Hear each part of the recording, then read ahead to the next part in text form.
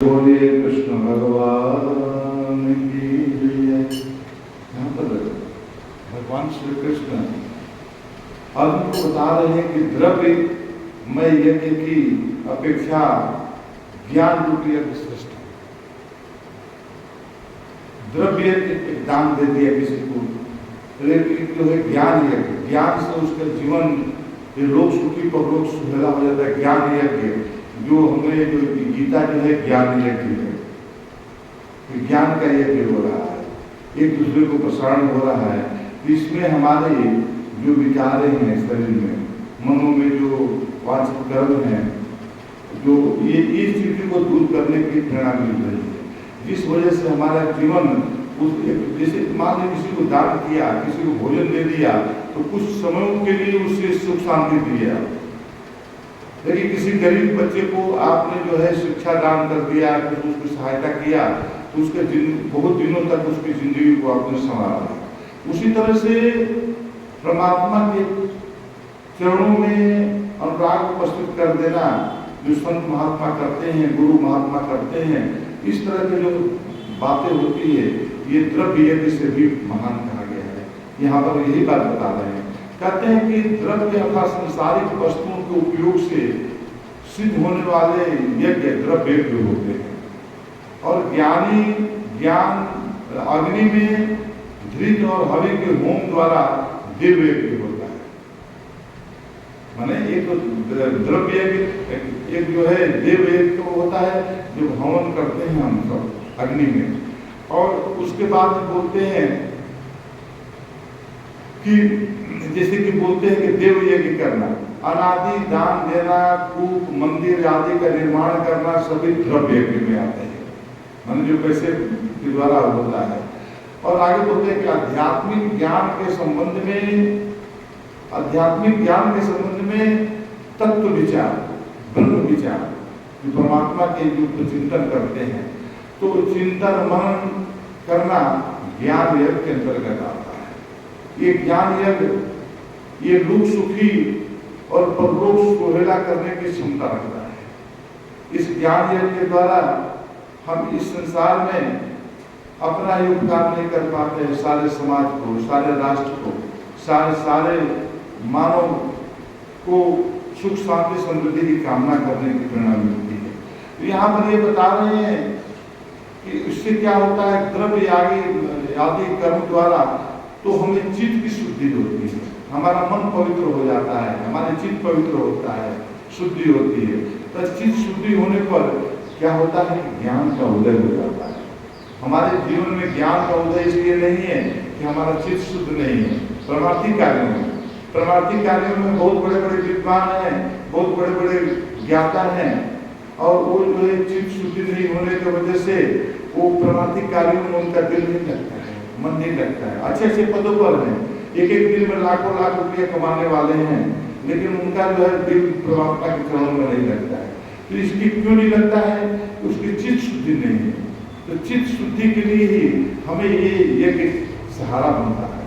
आगे बोलते हैं कि ज्ञान यज्ञ प्राप्त होने पर द्रव्य यज्ञ अनावश्यक हो जाता है, इसकी महत्ता कुछ नहीं रहती है। द्रव्य यज्ञ कुछ समय के लिए क्षणिक होता है, लेकिन ये जो है परमार्थिक ज्ञान, ये जब एक बार लगन लग जाता है तो उसके बोलते हैं कि एक परिवार में, एक वंश में एक भी भक्त अगर ब्रह्म ज्ञानी हो गया, संत हो गया, तो वो जो है उसके पूरे कुल को उतार देता है, पूरे कुल को उतार देता है। तो इसमें जो है ना करते हुए ना चाहते, देखिए एक मंदोदरी थी, मंदोदरी बहुत भक्त थी राम, और उसकी वजह से रावण जो इतना प्रभावशाली और प्रतापी बना है, जो अधर्मी काम करते हुए भी वो महान बना। इस तरह से कहते हैं कि लोक सुखी और परलोक सुहेला करने की शक्ति इस तरह के ज्ञान यज्ञ में ही समाहित होती है। आगे बता रहे ज्ञान द्वारा अखंड और चैतन्य स्वरूप ब्रह्म की अनुभूति हो जाती है। कि ज्ञान के माध्यम से, जैसे हम एक ज्ञान ना होने की वजह से संसार में हम बहुत से चीजों को जानकार नहीं बन पाते हैं, और जिस वजह से हमारे जीवन में धन की कमी रहती है, यश की कमी रहती है, मान सम्मान की कमी रहती है। लेकिन यदि हमें जीवन में ज्ञान, कोई संसारिक ज्ञान प्राप्त होता है तो हम एक अच्छे पद पर बैठ जाते हैं। और उसी तरह से ठीक इसी प्रकार जो परमार्थिक मार्ग है, इस मार्ग का ज्ञान भी जो है मनुष्य को आत्मा और परमात्मा का भेदन करा देता है। हमारी आत्मा और परमात्मा के बीच में एक माया का आवरण है, बस घूंघट के पट खोल तो ही प्रिया मिलेंगे। कबीरदास जी कहते हैं घूंघट के पट को खोल डालो। घूंघट का पट जो है माया का पट है। इस माया को पट को जिस समय खोल डालते हैं उस समय आत्मा और परमात्मा का मिलन हो जाता है। बीच में ही एक पर्दा पड़ा हुआ है घूंघट से।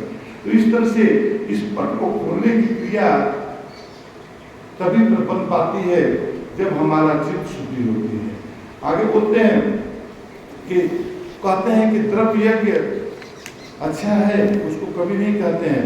मनुष्य के जीवन में सुखमय बना सकता है। अगर हमारे जीवन में द्रव्य की प्राप्ति हो गई तो हम जीवन को सुखमय बना सकते हैं। द्रव्य यज्ञ की अपेक्षा ज्ञान एक श्रेष्ठ होता है, इसलिए कि उसमें आप ही केवल सुखी नहीं होते हैं, जो आपके साथ साथ जो उस ज्ञान का अनुसरण करते हैं वो भी सुखी संपन्न होते हैं, सुखी हो जाते हैं, वो भी जो है मोक्ष के अधिकारी बन जाते हैं। तो कहते हैं कि अग्निहोत्र में हवि का हवन करने की अपेक्षा बुद्धि को ज्ञान से आलोकित करना अधिक श्रेष्ठ है। बुद्धि को ज्ञान से आलोकित करना, देखिए बुद्धि क्या है और ज्ञान क्या है, दोनों में अंतर है। कहते हैं कि बुद्धि ज्ञान को बुद्धि का है, बुद्धि नहीं, बुद्धि ज्ञान को नहीं कहा जाता। ज्ञान हमारे अंतर की बात है, ज्ञान सबके अंदर होता है, बुद्धि नहीं होती। बुद्धि जो है बाहर तत्वों से आता है, बाहर चीजों से बुद्धि के जन्म होता है। गुरु जो है आपको बुद्धि देता है, वो ज्ञान को परिलक्षित करता है। जैसे कि एक मूर्तिकार पत्थर में छिपी हुई मूर्तियों को निकालकर बाहर तराश कर बाहर कर देता है, उसी तरह से ज्ञान तो अंदर मूर्ति रूपी ज्ञान जो अंदर समाहित है, लेकिन उसको शिल्पकार जो है उसमें तराश कर उसके व्यर्थ पत्थरों को तोड़कर और उसमें जो है मूर्ति को सामने खड़ा कर देता है। तो ये जो है इस तरह के जो ज्ञान है हमें जब तक से नहीं मिलता है जीवन में, तब तक से हमारा जीवन अधूरा रहता है। हम मनुष्य जीवन पाकर भी अगर हम परमात्मा के दास नहीं बन पाए, परमात्मा के भक्त नहीं बन पाए, परमात्मा को इस जीवन में ना जान पाए तो हमारा जीवन व्यर्थ है, हमारा जीवन बेकार है, कोई उसका नहीं है, बल्कि उस पशु से भी वो हीन माना जाता है। परमात्मा की नजर में वो पशु से भी हीन है जो परमार्थिक कार्यों में लगन न लगा। क्यों हीन है? परमात्मा ने पशु को योनि उस आत्मा को दिया जान कर कि ये तो जो है मनुष्य योनि काबिल नहीं है, ये तो पशु जीवन जीवन में भोग और संभोग में ही अपने जीवन को गुजार करने की इसके कर्म हुआ है विगत समयों में। लेकिन आपको तो परमात्मा ने चुनकर सिलेक्ट करके परमात्मा मनुष्य योनि में जन्म दे दिया, तो आप परमात्मा को धोखा दे रहे हैं। अभी जगत में आकर आपको परमात्मा को भेजा कि जाओ, कोई अधिकारी है कोई और आपको बोले कि भाई जाकर यहाँ पर बम्बे जाइए और वहाँ पर आपको होटल का खर्चा दिया, सब रास्ते का खर्चा दिया, सब कुछ दिया और बोला कि जाकर हमारा सरकारी काम करके तुमको आना है। और वो आदमी वहाँ सरकारी काम ना करके ऐशो आराम की जिंदगी जीने लगे, पूरा ऐश किया, ये किया, उसके बाद में लौट कर जब आया तो अधिकारी पूछेगा कि तुमने क्या किया। इस तरह से मनुष्य योनि का बहुत बड़ा जिम्मेवारी होती है कि परमात्मा ने चुनकर आपको अरबों खरबों में से आपको चुनकर जो है मनुष्य योनि में भेजा है, तो उसका लाज रखना है। हमें परमार्थिक कार्यों में अपने तन मन धन को परमात्मा के चरणों में समर्पित करते हुए लगन लगाना है, क्योंकि यही जीवन की सार्थकता है। आ रहे थे हरि भजन को, वोटर लगे कपास, आए हम जन संसार में आए थे कि परमात्मा हम परमात्मा के साथ एक हो जाएंगे, आत्मा परमात्मा के भजन कर लेंगे। लेकिन इस संसार में आने के बाद में वोटर लगे कपास। कबीरदास जी जो रहा थे और वो कपास फूटते थे, कपड़े बनाते थे, तो कहते थे कि संसार जब इस संसार में आता है परमात्मा को जानने के लिए, उसका कर्म क्या होता है? परमात्मा को जानना, आत्मा परमात्मा के भजन करना। लेकिन वो इस संसार में आकर माया रूपी कपास को उड़ते उड़ते उड़ते उड़ते लास्ट में परमात्मा देखता है, परमात्मा इंतजार करता है। अभी ये 15 साल तो इसको मनुष्य जन्म दिया, फिर भी इसमें सुधर जाएगा आगे जाकर। वो 30 साल हो गया, 35 साल हो गया, 60 साल हो गया, 70 साल हो गया, लेकिन उसका आदत नहीं छूटा। वही पशु जीने में पुनर्नपि जननम की क्रिया में जो है समाहित हो रहा है। अब बताइए परमात्मा को कितना बड़ा धोखा दिया, उसको परमात्मा को भूल से मनुष्य योनि में देगा। इसलिए हम जीवन में ऐसा कर्म करके जाए संसार में कि हमें कम से कम इतना तो कर्म कर जाए कि कम से कम मनुष्य योनि में हम अवतरित हो जाए। कहीं ऐसा ना हो कि हम निम्न योनियों में प्रवेश कर जाएंगे और बहुत सागर के चक्कर लगाते लगाते पता नहीं कहाँ हम बिछड़ेंगे। जो हमारे पास आज जो हमारा जो सुख संपत्ति समृद्धि, हमारा परिवार, हमारा रिश्तेदार जो हमारे हैं, ये तभी तक है जब तक से हमारे शरीर में आत्मा निवास कर रही है। जिस दिन ये आत्मा हमारे शरीर से निकलकर बाहर चली जाएगी, उस दिन जो है फिर जो है वो इससे कोई संबंध नहीं रहता है, ना आपका उससे संबंध रहता है, ना उसका आपसे संबंध रहता है। उस समय आप अकेले हो जाते हैं। उस अकेले को लाज रखने के लिए आपको जीवन में परमात्मा के दीदार करना अति आवश्यक है। और ये तभी होगा जब संत महापुरुषों का संग होगा।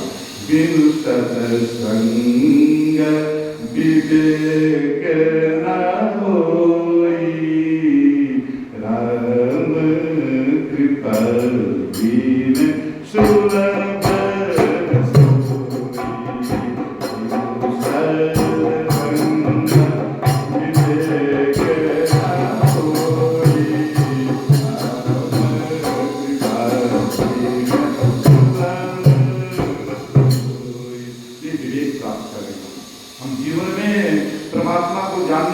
प्राप्त करें, यही जीवन की सार्थकता है।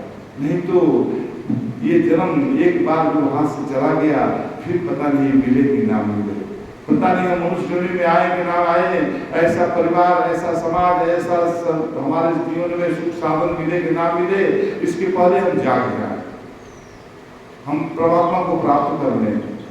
और परमात्मा कोई दूर नहीं है। ऐसा सोचता है कि परमात्मा बहुत दूर है, कहीं पर और जगह में है। परमात्मा आपके सामने खड़ा है, आपके पास है। आप उसको बस आपके नजरिया होनी चाहिए उसको देखने का, उसकी लगन, चित्त शुद्धि। यहाँ पर चित्त शुद्धि की बात आ रही है। जब तक से चित्त शुद्धि नहीं होगी तब तक से परमात्मा का दीदार हमें नहीं होगा। आगे बढ़ते हैं।